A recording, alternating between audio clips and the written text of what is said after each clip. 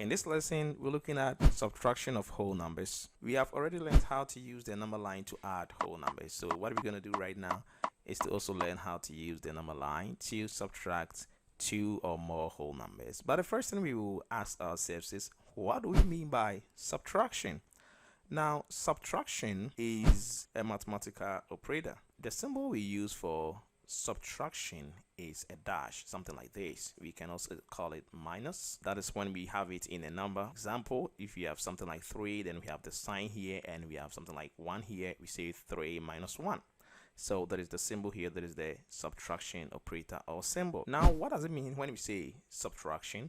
Subtraction means taking away a quantity from another quantity. Example, if I write something like this, if I say 8 minus 2, what I mean is that I want to take away 2. Let us try to illustrate this visually. Imagine I have, say, 8 boxes. 1, 2, 3, 4, 5, 6, 7, 8. Okay, so let me number these boxes. I have 1, 2, 3, 4, 5, 6, 7, 8. If I want to take 2 boxes out of the 8, I have 8 boxes. If I take out this box, the first box, and I take out this box too, how many boxes are left here? You can see that I have 6 boxes. 1, 2, 3, 4, 5, 6. So what this essentially means is that I had 8 boxes and I subtracted 2 boxes out of the 8, and the remaining is 6. So subtraction simply means that taking out a quantity out of another quantity. We also have to pay attention to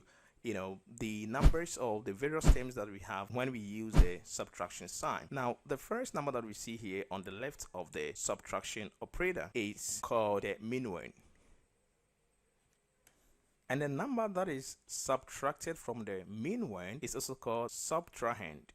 So we call this also subtrahend. And the result that we get after doing the subtraction is also called the difference. I want to remind you of what we did when we were talking about addition. We said that, say, giving 3 plus 2 equals 5. With the addition, we said these two numbers that we added or we add here are called addends. They are called addends. We add them, so they are called addends. I mean, they have the same name, they don't have special names, because of course addition is commutative. That is, if I interchange this and write 2 plus 3, it is the same as 5. So here you can see that if you even interchange 3 and 2, 3 plus 2 is 5, and 2 plus 3 is also 5. And we say that addition is commutative. We've talked about this property of addition. But for subtraction, subtraction is not commutative. It is not.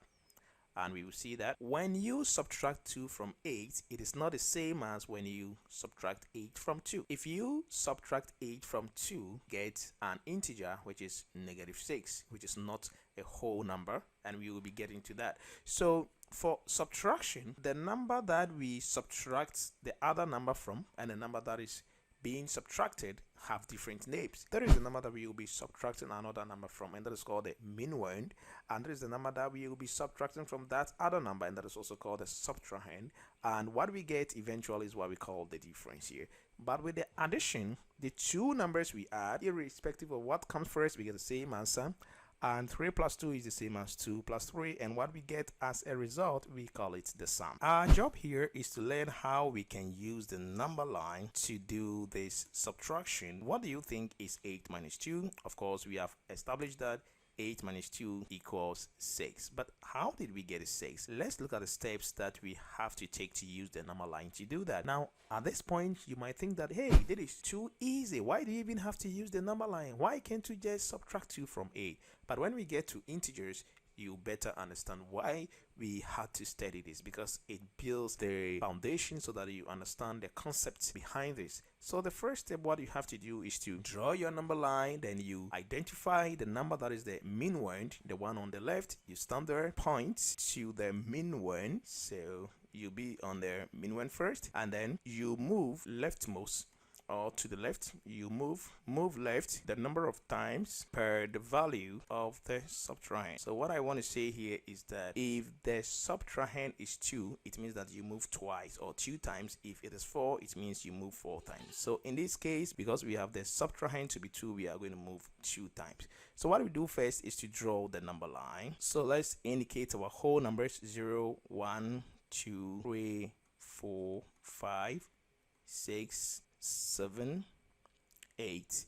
All right, I'll leave it here because of course I will be moving left, so I want to leave it here. So let me be on the mean one, that is the 8, and because I am subtracting 2, I will move just twice to the left. So 1, 2. So this implies that indeed when we subtract 2 from 8, we get 6. Now let's take a second example. What is 9 minus 6? Okay, to answer this, I'm going to draw my number line and I'll number it from 0 to 9 because of course I'll be moving left. So let me be on the 9.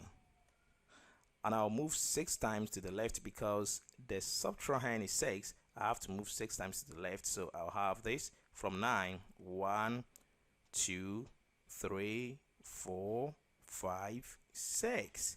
So this implies that 9 minus 6 is indeed 3, and that is the correct answer.